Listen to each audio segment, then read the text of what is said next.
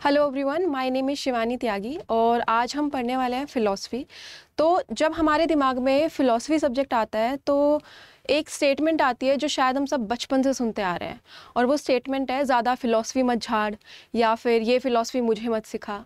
तो जब हम ये क्वेश्चन करें कि आखिर ये फ़िलॉसफ़ी है क्या, तो मैं आपको बता दूं कि आप जो सुन रहे हैं, मैं जो सुना रही हूँ, हम सब फिलोसफर्स हैं, क्योंकि हमने आज तक कुछ ना कुछ सोचा है, कुछ ना कुछ शायद इन्वेंट भी किया होगा, और हमें ऐसा लगता होगा कि यार हम इस चीज़ के बारे में बात क्यों नहीं करते हैं। तो जब हम सोचते हैं कि फ़िलॉसफ़ी ऐसा क्या सब्जेक्ट है, तो ज़्यादा कुछ साइंस या फिर ऐसी कोई बड़ी साइंटिफिक चीज़ नहीं है। फ़िलॉसफ़ी सिर्फ एक छोटा सा वर्ड है, कुछ इन्वेंट कर दिया जाए, ठीक है। अब वो ज़रूरी नहीं है कि हर कोई रिलेट कर पाए या फिर हर कोई समझ पाए। तुमने इन्वेंट करा है, तुम जानते हो, तुम्हें पता है कि हम किस बारे में बात कर रहे हैं, दैट्स फ़िलॉसफ़ी, ठीक है। जब हम फ़िलॉसफ़ी के बारे में बात करते हैं तो we think about only two things, rationalism and empiricism, but उसके अलावा भी बहुत बड़े टॉपिक्स हैं, and I think we are lacking in that, and I think we should talk about it.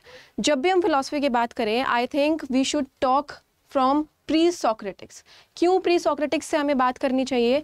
क्योंकि अब तुम ये सोच लो कि जब तुम कोई बीमारी लेकर जाते हो डॉक्टर के पास और तुम बात करते हो कि मुझे ये बीमारी हुई है, डॉक्टर तुम्हें शुरू से खुद पूछता है कि क्या तुम्हारी ये जेनेटिक है, तुम्हारे नाना के, तुम्हारे मामा के, या फिर तुम्हारे किसी प्रीवियस कहीं किसी रिश्तेदार में कोई वो चीज़ बीमारी है। डायबिटीज़ को ले लो तुम, अगर हम डायबिटीज़ की बात करते हैं तो वो पूछते हैं, हिस्ट्री पूछते हैं। अगर तुम हिस्ट्री जानोगे ही नहीं तो तुम्हें पता कैसे चलेगा कि वो चीज़ शुरू कहाँ से हुई है और उस चीज़ का अंत कहाँ पर है। तो इसलिए प्री सोक्रेटिक्स जो है हमारी जेनेटिक बीमारी नहीं बोल सकते, बट एक हमारी हिस्ट्री है जो जानना हमारे लिए बहुत ज़रूरी है। प्री सोक्रेटिक्स अब ऐसे लेके चलो कि कोई इंसान जो सिर्फ एक ऐसी बात करता है, जो ऐसे इन्वायरमेंट में पला बड़ा है जहाँ पर सिर्फ एक पर्टिकुलर चीज़ के बारे में बात होती है, लेकिन तुम या फिर मैं एक ऐसे परिवार में थे जहाँ out of the box thinking तुम्हारी थी, and you started feel like कि नहीं, I will not think as they are thinking, as my environment is thinking, I'll think something else। तो तुम क्या करते हो? तुम आउट ऑफ द बॉक्स सोचते हो, ठीक है। प्री सोक्रेटिक्स भी कुछ ऐसे थे, उन्होंने आउट ऑफ द बॉक्स सोचना शुरू करा, उन्होंने ऐसी ऐसी चीज़ें इन्वेंट करी जो मुझे लगता है कि मुझे क्या, सबको पता है कि आज तक चल रही है। एटम्स भी प्री सोक्रेटिक्स के ही हैं। तो जब हम सोचते हैं कि एटम्स कहाँ से इन्वेंट हुए, हमारे पास हिस्ट्री नहीं है, क्योंकि हम उस बारे में बात ही नहीं करते। हम सीधा फिलॉसफी को शुरू करते हैं एम्पिरिसिज्म और रैशनलिज्म से, जो कि गलत चीज़ है, क्योंकि मुझे ऐसा लगता है कि शुरू से पढ़ी गई चीज़ें वो शुरू से पढ़ी होनी चाहिए, ताकि हमें पता लगे कि आखिर वो चीज़ का बेस क्या है, ठीक है। प्री सोक्रेटिक्स के बारे में जब हम बात करते हैं तो हमारे पास जो फिलोसफर्स आते हैं वो है थेल्स, एनेक्सिमेंडर, एनेक्सिमेनस, पाइथागोरस, हेराक्लिटस, पैरामेनिडिस, और फिर उसके बाद ज़ीनो और एम्पेडोकल्स। अब ये सोचो आप कि एशियंट पीरियड से लेके मॉडर्न पीरियड तक का सफ़र कैसा रहा होगा इन फिलोसफर्स का। जब हम सोचते हैं ना ये चीज़, अब सोचो इससे पहले सिर्फ रिलीजन और ये माइथोलॉजी और सुपरस्टिशंस की चीज़ों के बारे में ही बातें होती थी, ठीक है। पूरा का पूरा संसार उनका इन्हीं चीज़ों पे था। एग्जाम्पल के तौर पे अगर मैं लूँ, बारिश हो रही है, क्यों? क्योंकि भगवान रो रहे हैं, ठीक है। हमने भी बचपन में शायद ये वाली चीज़ सुनी होगी कि भगवान रो रहे हैं इसलिए बारिश हो रही है। अगर बिजली कड़क रही है तो भगवान गुस्सा हो रहे हैं, ठीक है। बिल्कुल ऐसा ही एशियन पीरियड से पहले और उसके आजू बाजू ऐसा ही इन्वायरमेंट था, but these philosophers started thinking out of the box. उन्होंने डिसाइड करा कि नहीं, अब आप इसको ऐसे सोचो कि one day you woke up and you started realizing कि what if this universe is different what we are assuming it to be। हम कुछ और ही लेकर चल रहे हैं, लेकिन क्या पता ये कुछ और ही हो, ठीक है। So these questions are philosophical questions, कुछ बड़ा नहीं है, और बिल्कुल ऐसे ही questions इन सब philosophers ने सुनने करे। उन्होंने क्या करा, रीजनिंग को देखा। अब रीजनिंग क्या होती है? अब रीजनिंग है कि उन्होंने सोचना शुरू करा, उस चीज़ के बारे में फैक्ट्स निकालने शुरू करे, उस चीज़ के बारे में उन्होंने थीसिस रखी, प्रेजेंटेशन रखी। अब कुछ फिलोसफर्स एशियन फिलोसफी में आपको थोड़े ऐसे लगेंगे अटपटे, और वो लगने भी चाहिए, क्योंकि हम 2025 में हैं, तो कुछ चीज़ें आपको ऐसी लगेगी कि यार सेंस नहीं बना रही है, ठीक है, लेकिन उनके लिए वो चीज़ पकड़नी, वो चीज़ जाननी, वो चीज़ समझनी, वो एक और अलग चीज़ हो गई थी। तो आपको ये चीज़ समझना बहुत ज़रूरी है कि जब भी हम फ़िलॉसफ़ी की बात करते हैं तो उसमें क्वेश्चंस पूछे जाते हैं, उसमें समझा जाता है कि चीज़ें कैसे बनी, ये यूनिवर्स क्या है, हम क्या हैं, ठीक है। जैसे कि डेकार्ट्स ने भी एक अपनी थ्योरी लेकर आए थे वो, जिसमें वो अपने आप को क्वेश्चन कर रहे थे। वो हर एक चीज़ को, जो उनके आजू बाजू चीज़ें हैं, उस चीज़ को क्वेश्चन कर रहे थे, ठीक है। और जब तक वो चीज़ ऐसी नहीं निकल गई कि हाँ अब ये वाली चीज़, चाहे वो मैं हूँ, चाहे वो पेन है, पेपर है, पेंसिल है, उन्होंने हर चीज़ पे क्वेश्चंस करने शुरू कर दिए। और जब उन्हें लगा कि अब इस पर्टिकुलर चीज़ पे क्वेश्चन नहीं किया जा सकता, ठीक है, तो वो चीज़ उन्होंने बोला कि हाँ ये एग्जिस्ट करती है क्योंकि इस पर कोई क्वेश्चन नहीं हो सकता। लेकिन ऐसी कोई चीज़ है ही नहीं। पर फिर भी डेकार्ट्स ने अपनी एक थ्योरी निकाली थी कि क्योंकि मैं सोच रहा हूँ तो इसलिए मैं एग्जिस्ट करता हूँ।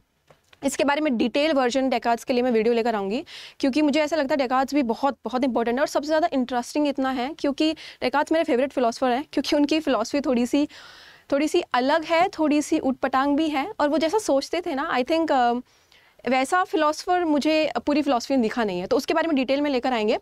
बट अभी अगर हम इन सब के बारे में बात करें आपसे, तो इनके 5 स्कूल्स हैं: आयोनियन स्कूल, पाइथागोरियन, एफिसियन, एलियस्ट और प्लूरलिस्ट, ठीक है। और ये सारे फिलोसफर्स हैं। अब आप बोलोगे ना पाइथागोरस वो मैथ्स वाला, ये वही फिलोसफर है जो नंबर के बारे में बात करते हैं, ठीक है। He talks about numbers.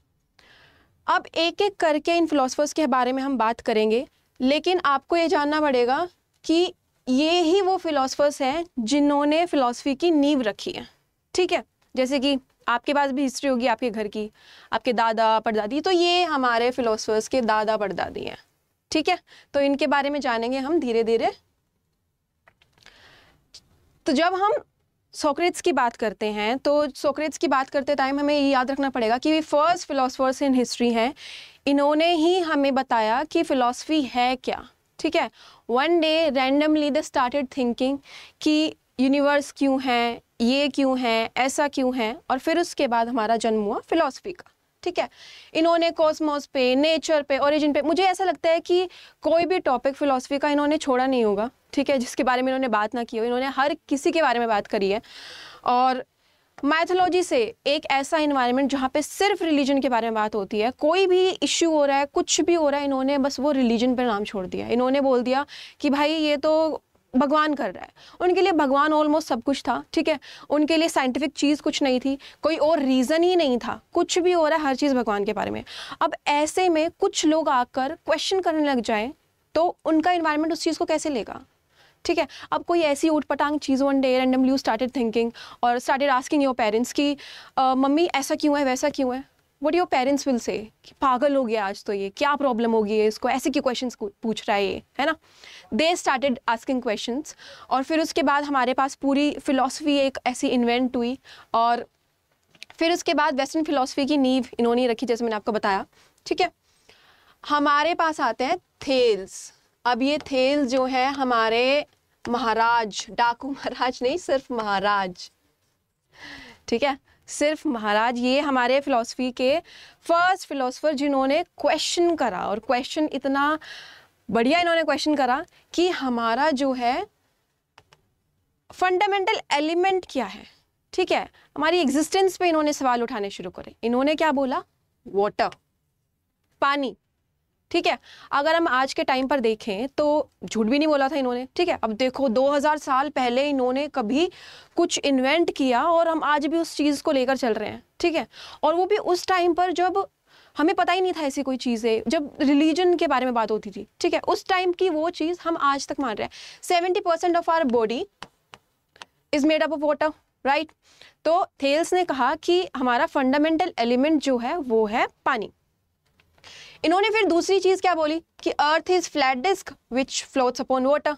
इन्होंने कहा कि एक, जैसे कि एक पानी है, ठीक है, उसके ऊपर एक नाव चल रही है, ठीक है। I am sorry for this, I don't know, I think it's looking pretty good. So yeah, ये एक नाव चल रही है और ये नीचे पानी, ठीक है।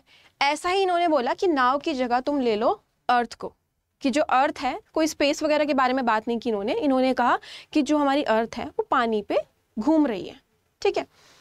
फिर उसके बाद इन्होंने बोला कि फ्लैट डिस्क है विच फ्लोट्स अपॉन वाटर, जिसके बारे में मैंने अभी बताया। दूसरा सोलर एक्लिप्स। अब ये कितनी बड़ी बात है, ठीक है, कोई साधन नहीं है, कुछ नहीं है उनके पास, and he predicted solar eclipse. सिर्फ सोच कर, ठीक है, क्या हुआ होगा कि उन्होंने अपने आजू बाजू चीज़ें ऑब्जर्व करी होंगी। He observe nature, universe, and he studied and he started questioning out of the box, just like I said. और उसके बाद इन्होंने वो क्वेश्चन इस तरीके से स्टार्ट करे अपने, that he reach to this point. Can you imagine कोई बंदा जिसके आजू बाजू ऐसे, बोलते हैं ना कि इन्वायरमेंट जो है ना बहुत इन्फ्लुएंस करता है तुम्हें, ठीक है, बट इनका इन्वायरमेंट कुछ ऐसा था जहाँ पे सिर्फ रिलीजन के बारे में बात होती थी, बट ही स्टार्टेड क्वेश्चनिंग, और फिर उसके बाद ये इस कंक्लूजन पे पहुंचे हैं, सोलर एक्लिप्स, ठीक है। सो थेल्स का आते ही, ये आयनिक स्कूल से थे, थेल्स का आते ही आप याद रखिए वाटर, क्योंकि वाटर कीवर्ड है। देखो जब प्री सोक्रेटिक्स के क्वेश्चंस की बात आती है तो ना कुछ कुछ टर्म्स होती हैं and there are very few, ठीक है, जब उनको आप याद करना शुरू कर देंगे ना तो प्री सोक्रेटिक्स कुछ इतना बड़ा टॉपिक नहीं है, it's a basic and I thought to cover it, क्योंकि मुझे लगा बहुत इंपॉर्टेंट है ये चीज़। यहाँ से 2-3 क्वेश्चन आ ही जाते हैं, तो वो टर्म्स लेकर चलो कि थेल्स आ गया तो सिर्फ वाटर ही आएगा, ठीक है, थेल्स फर्स्ट फिलोसफर थे, तो ऐसे ऐसे आप याद रखेंगे तो यू विल रिमेंबर। उसके बाद नेक्स्ट एनेक्सिमेंडर, ओके, ये थेल्स से कहीं ना कहीं अग्री कर रहे थे, ठीक है, कि अल्टीमेट प्रिंसिपल जो है तुम्हारा मैटर है, बट इन्होंने उस चीज़ का नाम नहीं दिया, इन्होंने बोला एप्रिन, ठीक है, इन्होंने बोला बाउंडलेस इनफाइनाइट सब्सटेंस है कुछ, जैसे कि तुम ले लो बिग बैंग थ्योरी कुछ, ठीक है, कुछ फूटा और फिर एकदम से कुछ तो हुआ, ठीक है, अब वो इन्होंने कुछ ही बोला, बाउंडलेस है और इनफाइनाइट सब्सटेंस है, ठीक है। दूसरा, जैसे थेल्स ने बोला था कि वाटर जो है, वाटर पर जो है अर्थ रिवॉल्व करती है, मतलब वहीं पर है वो, और वाटर हमारा बेस है, इन्होंने कहा अर्थ सिलेंड्रिकल है, ठीक है। अब ये फिलोसफर्स, अब मैंने बोला था आपको स्टार्टिंग में ही कि कुछ ऊट पटांग सा लगेगा, ठीक है, पर आपको समझना होगा कि ये philosophers, those philosophers started questioning when things were different around them. उनके लिए ये चीज़ बहुत बड़ी है, और उनमें से कुछ ऐसे फिलोसफर्स भी हैं जिनकी चीज़ें अब तक चल रही हैं, ठीक है। फिर उसके बाद इवोल्यूशन थ्योरी, आपने बहुत सारे इवोल्यूशन थ्योरीज़ के बारे में पढ़ा होगा, जाना होगा, लेकिन हमारे एनेक्सिमेंडर ने बहुत पहले ही कुछ ऐसे बताया था कि अर्थ जो है वो फ्लूइड है, और फिर जब चीज़ें इवेपोरेट करती हैं, और इवेपोरेट करने के बाद जब हीट से कोई चीज़ नहीं आती है, ठीक है, उस चीज़ से ह्यूमंस का जन्म हुआ है, ठीक है, इवेपोरेशन से हीट आई और उस हीट से फिर जो चीज़ जन्मी वो ह्यूमंस है, ठीक है। नेक्स्ट हमारे पास है एनेक्सिमेंट्स, ओके, इन्होंने बोला कि एयर जो है हमारा फंडामेंटल सब्सटेंस है। अब एयर हमारा फंडामेंटल सब्सटेंस है, इस चीज़ को अब आप कैसे देखेंगे, अगर आप एयर ब्लो करते हैं अपने हाथ पर दूर से तो वो आपको गर्म दिखाई देंगी, करके देखिए आपको वो चीज़ गर्म दिखाई देगी, लेकिन आप थोड़ी सी लिप्स बंद करते हैं और थोड़ा पास से करते हैं तो उसकी जो वो जो गर्म है वो हवा वो थोड़ी सी ठंडी दिखाई देगी, ठीक है। तो इन्होंने कंप्रेशन और ये रिफ्रैक्शन कंडेंसेशन का अपना दिखाया था इन्होंने कि रेयरफैक्शन यानी कि हॉट, कंडेंसेशन और कोल्ड कैसे आती है, जो मैंने एग्जांपल दिया कि कैसे गर्म आती है और ठंडी आती है, उस चीज़ का इन्होंने बताया। जैसे कि गैस हो गया तुम्हारा, ठीक है, और सॉलिड और लिक्विड, पूरा का पूरा इन्होंने सिस्टम एक्सप्लेन किया अपना, ठीक है। साइंटिफिक अप्रोच टू चेंज इन्होंने बताई। जब भी हम इन फिलोसफर्स की बात करते हैं आप याद रखिए कि एनेक्सिमेंडर ने क्या दिया, एनेक्सिमीन्स ने क्या दिया, थेल्स ने क्या दिया, उनके कीवर्ड्स याद रखिए कि वाटर इसने दिया था, ठीक है, सिलेंडर का इसने बोला था, ये कीवर्ड जो है ये इंपॉर्टेंट है, ओके। हेराक्लिटस का तो बहुत अलग ही थ्योरी थी, और आई थिंक आज भी हम कहीं ना कहीं इसको फॉलो करते हैं, इसको आज हम मानते हैं। इनका कहना था कि सब कुछ फ्लो करता है, ठीक है, कुछ भी स्थिर नहीं रहता, सिर्फ फ्लो करता जाता है, ठीक है। इनका ये कहना था कि अगर तुम, इसका एग्जांपल ऐसे ले सकते हैं हम कि कल सोशल मीडिया पे कुछ और ट्रेंड कर रहा था, आज सोशल मीडिया पे कुछ और ट्रेंड कर रहा है, कल कुछ और ट्रेंड करेगा, ठीक है। इन्होंने जो अपना एग्जांपल दिया था, इनका एग्जांपल कुछ इस तरीके से था कि हम कभी पानी में खड़े हो, ठीक है, आप बीच पर जाते होंगे, आप कहीं भी जाते होंगे और आप पानी में खड़े हुए हो, तो यू विल ऑब्जर्व कि जो पानी आपके पैर को अभी छूकर गया था वो अगले पल नहीं छूकर जाएगा, वो दूसरा पानी होगा, ठीक है। फिर उसके बाद इन्होंने एक ऑपोजिट हार्मनी बताई थी। इसका इन्होंने कहा था कि हर एक चीज़ का एक ऑपोजिट होता है, ठीक है। राइट का लेफ्ट हो गया, लेफ्ट का राइट हो गया, ठीक है। अब तुम कैसे बताओगे राइट को बिना लेफ्ट के, कैसे एक्सप्लेन करोगे? It will be impossible, right. और क्या कहते हैं, तुम इसका एक और इन्होंने दिया है लाइफ एंड डेथ। लाइफ को तुम कैसे एक्सप्लेन करोगे अगर तुम्हारे पास डेथ का कोई एक्सप्लेनेशन ही नहीं है? हैप्पी को तुम कैसे एक्सप्लेन करोगे अगर तुम्हारे पास सैडनेस का ही नहीं है? आज तुम खुश हो रहे हो, ठीक है, बहुत खुश हो रहे हो, बहुत खुश हो रहे हो, एक टाइम के बाद तुम्हें समझ में ही नहीं आएगा कि ये चीज़ क्या है जब तक तुम्हें दुख ना मिले, ठीक है। जब तुम्हारे पास दुख आएगा ना, तुम्हें समझ में आएगा कि यार वो चीज़, वो वाला टाइम ना अच्छा था, वहाँ पे मैं खुश था, तो तुम्हें डिफरेंशिएट करना आ गया। तो ये ऑपोजिट ऑफ हार्मनी है कि तुम्हें पता होना चाहिए कि सुख क्या है, दुख क्या है, हैप्पीनेस क्या है, और लाइफ एंड डेथ क्या है। ये सारी चीज़ें तुम्हें पता होनी चाहिए, health and disease, good and evil, ठीक है। हेराक्लिटस का ये था। उसके बाद हमारे पास आते हैं पाइथागोरस। ओके, यहाँ पे पाइथागोरस का है कि इन्होंने कहा कि यूनिवर्स में जो भी है वो सब कुछ नंबर्स के हिसाब से है, सब कुछ नंबर है। इवन उन्होंने एग्जांपल दिया था कि जो हम गिटार लेते हैं और गिटार पर जो ट्यून बजती है, जो नोट्स होते हैं, वो भी नंबर्स से बजते हैं। ये रिलीजन पर भी जो फोकस करते थे, वो भी फोकस इनका नंबर्स के थ्रू ही होता था। ये हर चीज़ को रिलेट कर देते थे, किससे? नंबर्स से। इसके बाद इनकी, ये तो हम सबको पता है, बचपन से सुनते आ रहे हैं कि पाइथागोरियन थ्योरम हम पढ़ते आ रहे हैं, ठीक है। अब ये सोचो कि कोई फिलोसफर जो नंबर्स के साथ लिंक कर रहा है, वो रीइंकार्नेशन पे कैसे बिलीव कर सकता है? बट ये रीइंकार्नेशन पर बिलीव करते हैं, ये मानते हैं कि there will be life after death, और ये सोल वगैरह जो है उन चीज़ों पर बिलीव करते हैं, ठीक है। फिर उसके बाद इनका हार्मनी ऑफ ऑपोजिट्स आता है। इसके बारे में भी मैं डिटेल में लेकर आऊँगी, बहुत बड़ी थ्योरी है। फिर पैरामेंडिस का है रियलिटी इज़ अनचेंजिंग। ओके, सारे फिलोसफर बोल रहे हैं भाई कि ये वाटर है, ये फायर है, ये एयर है, ये है, ये वो है, लेकिन हमारे पास पैरामेंडिस जी आए और इन्होंने कहा रियलिटी इज़ अनचेंजिंग, ठीक है, कि जो भी है चेंज तो इल्यूजन है, कुछ चेंज नहीं हो रहा, आप जैसे हो वैसे के वैसे ही हो, ठीक है। अब इन्होंने इस चीज़ में अब समझाने के लिए मैं एग्जांपल ले सकती हूँ। अब मैंने आपको शुरू में भी बताया था, कुछ कुछ फिलोसफर्स का आपको नहीं समझ में आएगा, पैरामेंडिस भी थोड़े से वैसे ही हैं, इनकी थ्योरी आपको लगेगी ऐसा कैसे हो सकता है, लेकिन just to prove his theory, just to prove himself, उन्होंने एक एग्जाम्पल भी दिया था कि सपोज कोई रनर, ठीक है, टोटोइज और रनर का तुम्हारा कोई रेस लग रही है, एंड उन्होंने, उस रनर ने क्या करा, टोटोइज को आगे जाने दिया, ठीक है। और जब उन्होंने आगे जाने दिया तो वो जो स्पेस है, ठीक है, पहले थोड़ा जाने दिया, फिर उसके बाद वो स्पेस क्रिएट हो गया, फिर आगे गए, फिर स्पेस हुआ, तो तुम्हें लग रहा होगा कि यार ऐसे तो वो कैच कर लेगा, उसे पकड़ लेगा ना, वो ऐसे थोड़ी ना कि वो आगे चलता जा रहा है टोटोइज और वो रनर जो है पीछे चलता जा रहा है। लेकिन इनके हिसाब से वो वहाँ उस कंक्लूजन तक पहुँचे ही नहीं। उन्हें जो समझाना था वो बस ये था कि सपोज आप चल रहे हैं, आपके साथ में कोई चल रहा है, ठीक है, और सॉरी आगे आगे चल रहा है, आप चल रहे हैं, ठीक है, और आपके आगे कोई चल रहा है, और आगे चलने के बाद जो ये स्पेस है ये अनचेंजिंग है, ये इल्यूजन है, ये इनफाइनाइट है। इस स्पेस की बात करते हैं। ये कंक्लूजन की तक की कि आगे आप अपने दोस्त के साथ पहुंच जाओगे, आप वहाँ पर खड़े रहोगे, उस चीज़ के बारे में बात नहीं करते। ये बस ये बताना चाहते हैं कि वो जो चेंज है ना, वो इल्यूजन है। अब इस चेंज को एक और एग्जांपल से समझाया जा सकता है कि जैसे कि आप मूवी क्लिप्स देखते होंगे, ठीक है, जब आप मूवी क्लिप्स देखते हैं तो आपने देखा होगा कि छोटे छोटे इमेजेस बनी होती हैं, ठीक है, फिर उसके बाद वो मूवी चलती है। तो ये वही बताते हैं कि वो क्या पता सिर्फ एक पिक्चर ही है जो हिल डुल नहीं रही है, और वो सिर्फ मोशन में तब चल रही है जब वो मुझसे एक साथ चलाते हैं। तो उन छोटी छोटी पिक्चर्स को इन्होंने बोला कि वो अनचेंजिंग है, ठीक है। ओके, ज़ीनो, इन्होंने बहुत वो फेमस पैराडॉक्स क्रिएट किया था। इन्होंने कहा मोशन इम्पॉसिबल है, ठीक है, और इन्होंने बोला मोनिज्म। अब मोनिज्म वाला इंपॉर्टेंट टर्म है ये, क्यों? क्योंकि यही आता है जब भी ज़ीनो की बात करते हैं, हम मोनिज्म के बारे में बात करते हैं। अब मोनिज्म और ये मोशन इज़ इम्पॉसिबल, अब ये कहना क्या चाह रहे हैं? अब ये कह रहे हैं कि कुछ भी रियलिटी है, कुछ भी, कितनी भी, कैसी भी, जो भी, वो सिर्फ सिंगल है, सिर्फ एक ही रियलिटी है, ठीक है। और इन्होंने पैरामेंडिस की आइडिया को सपोर्ट किया था, ठीक है।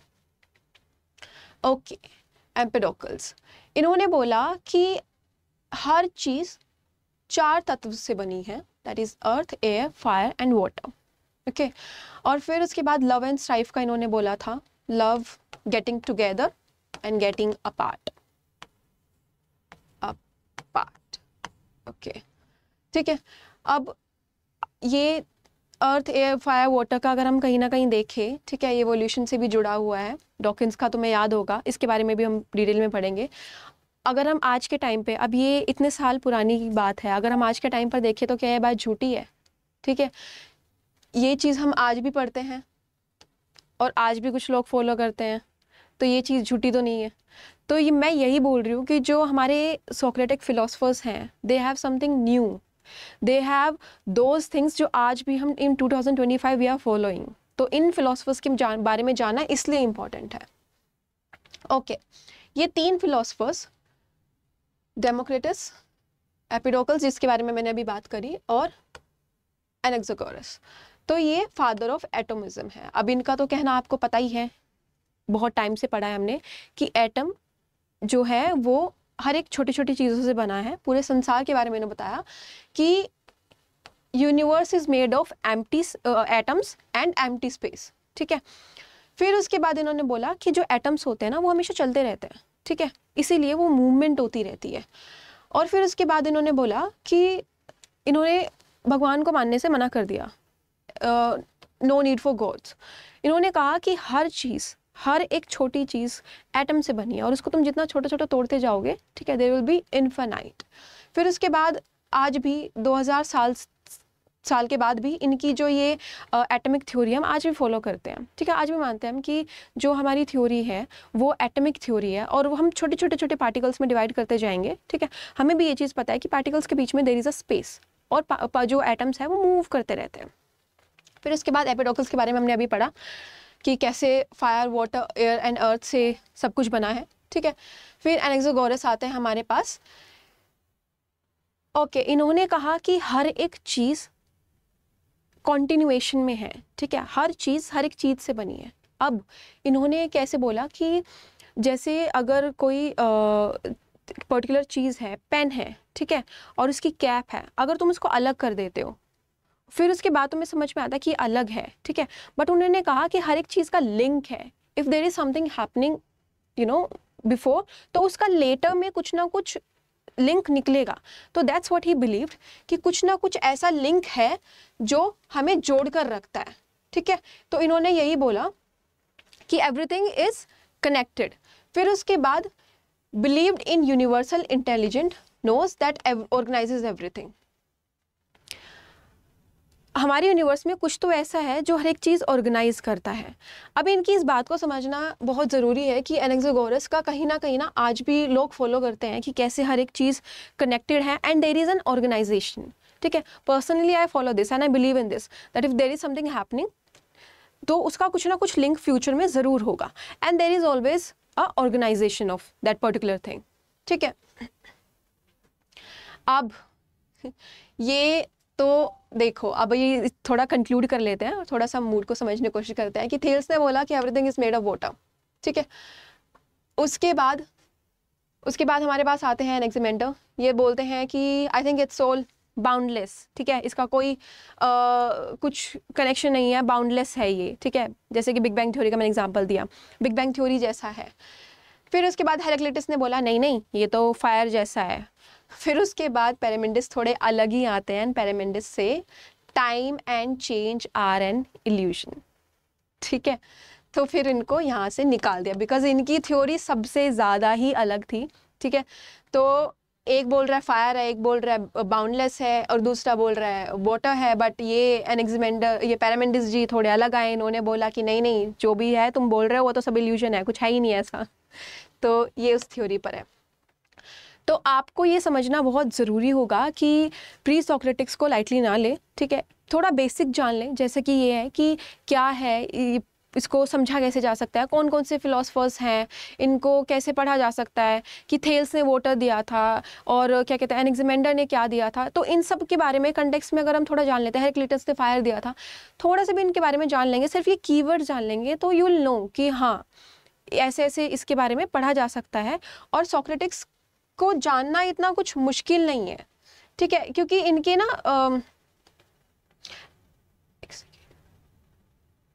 इनके सिर्फ कीवर्ड्स हैं, जैसे कि इनका वाटर, नंबर, इनका फायर, ठीक है। इन्होंने अर्थ को कैसे लिया था, सिलेंडर किसने लिया था, एनेक्सिमेंडर ने सिलेंडर बोला था अर्थ को एज अ सिलेंड्रिकल। अगर हम ये चीज़ें जान लेते हैं तो हमें एग्जैक्टली पता लग जाएगा कि कैसे किस फिलोसफर ने क्या क्या दिया था। सिर्फ ये कीवर्ड जानने हैं आपको। तो अगर आपको इस चीज़ पे कोई पीडीएफ चाहिए, अगर आपको प्रॉपर एक रिटर्न फॉर्मेट चाहिए कि हर फिलोसफर के साथ में कोई कीवर्ड चाहिए, तो आप मुझे बता दो, मैं आपको वो दे दूँगी। बाकी हम वन बाय वन एक एक फिलोसफर लेकर आएंगे, so that it can be easy for you to understand each philosopher.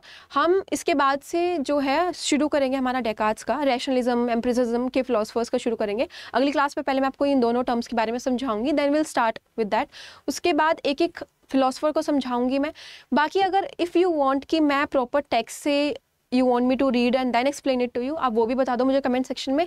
I will explain it, क्योंकि मुझे पता है कि कंटेंट से थोड़ा सा, अगर समरी से थोड़ा ज़्यादा समझ में आए चीज़ें तो वो ज़्यादा बेटर होती हैं, तो you will be able to write proper exams, और उसके बाद कीवर्ड्स भी ज़्यादा अच्छे से मिल जाते हैं। तो इफ़ यू वांट दैट तो हम वो भी कर लेंगे इसके बाद से। बट प्री सोक्रेटिक का मुझे एक छोटा सा देना था, बिकॉज एक बेसिक जो है हम इसको भूल जाते हैं, हर बार बेसिक हम नहीं ले पाते हैं। तो आई वॉन्ट कि आप थोड़ा सा बेसिक लेकर चलो, थोड़े से कीवर्ड्स जान लो, थोड़ा सा समझ लो कि किसका क्या क्या लेकर आए थे, क्यों फिलोसफी पढ़ते हैं हम।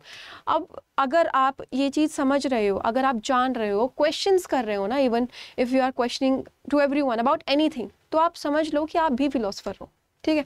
Philosophy is not something different और you won't be able to understand. You and I, we all are philosophers. जो भी किसी दिन कोई क्वेश्चन कर दे, वो क्वेश्चन का इन्वेंशन तुम्हें फिलोसफर बना देता है, ठीक है। तो बस यही है, ये मुझे समझाना था आपको, क्योंकि ये बहुत ज़रूरी है बेसिक समझना। उसके बाद अगर आपको कोई भी प्रॉब्लम है, इसमें से कुछ भी समझ में नहीं आया, if you want me to repeat anything then you can tell me in the comment section. मैं आपको एक एक कमेंट सेक्शन का रिप्लाई कर दूंगी, नहीं तो in the next video will discuss those topics again in the detail. और उसके बाद अगर कोई टॉपिक आपको पहले करवाना है तो आप वो भी बता दीजिए, विल स्टार्ट विद दैट। बाकी मेरा तो यही है कि रैशनलिज्म और एक्सप्रेसिज्म के जो वेस्टर्न फिलोसफी का जो भी पूरा फॉर्मेट है, मैं वो लेकर चलूँ। तो अगली बार से मैं पूरा दोनों टर्म्स को एक्सप्लेन करूँगी, और उसके बाद विल टेक द फिलोसफर्स, और फिर उसके बाद एक्सप्लेन करना मैं शुरू कर दूँगी। बस, थैंक यू।